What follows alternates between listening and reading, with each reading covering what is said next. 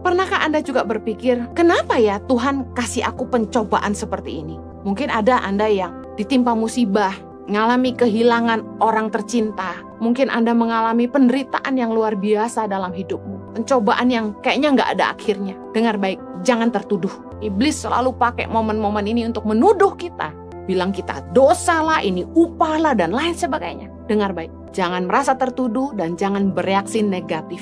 Seringkali ketika hidup kita tuh banyak masalah, kita cenderung menyalahkan orang lain, menyalahkan diri sendiri, dan juga menyalahkan Tuhan.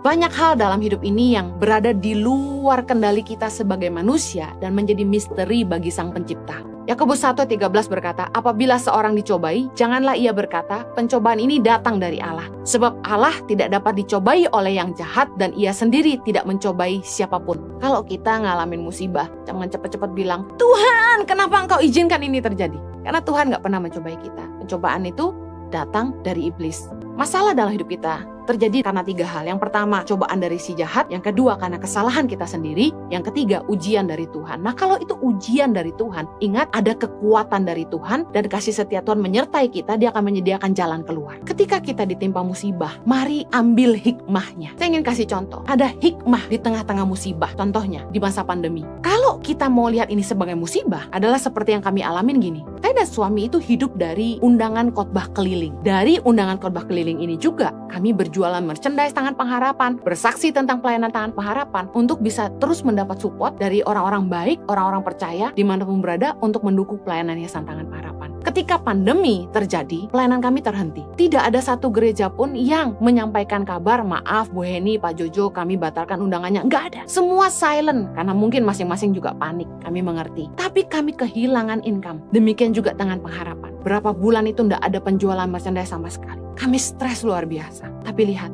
saya ingin mengajak saudara melihat hikmah di tengah musibah. Ketika pandemi datang, saya dan suami terbebas dari jadwal yang padat. Yang sesungguhnya saya sudah sangat-sangat lelah dan berkali-kali berdoa, Tuhan sampai kapan harus begini? Dan Tuhan jawab lewat pandemi. Jadwal kami berhenti. Dan yang lebih membawa sukacita adalah suami saya jadi tinggal di rumah lebih banyak dan bisa fokus untuk membangun ke dalam pelayanan kami sendiri. Karena selama ini nggak ada waktu. Harus persiapan khotbah lagi, keliling.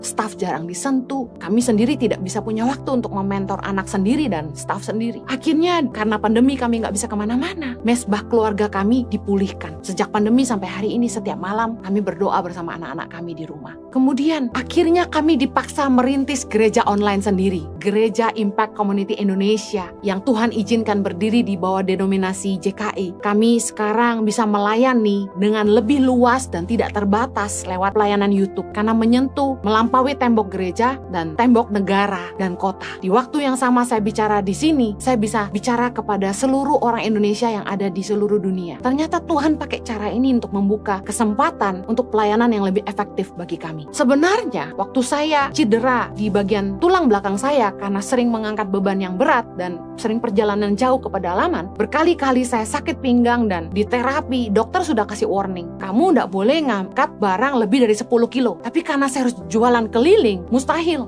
Setiap minggu 40 kilo yang saya tenteng plus cabin saya sendiri. Nah, Tuhan baik, karena pandemi kayak tidak bisa khotbah keliling lagi, tidak bisa jualan, saya benar-benar sudah jarang sakit pinggang sekarang. Tuhan baik. Saya percaya gini, tiap kali doa kita tidak dijawab, kita ngalamin ujian dalam hidup ini, musibah, kemudian kita melakukan kesalahan. Iblis memang memakai momen-momen ini untuk membuat kita merasa kecil, merasa tertuduh, merasa berdosa, sampah. Tapi tahukah Anda bahwa kita punya Tuhan yang sangat-sangat besar kasih setianya?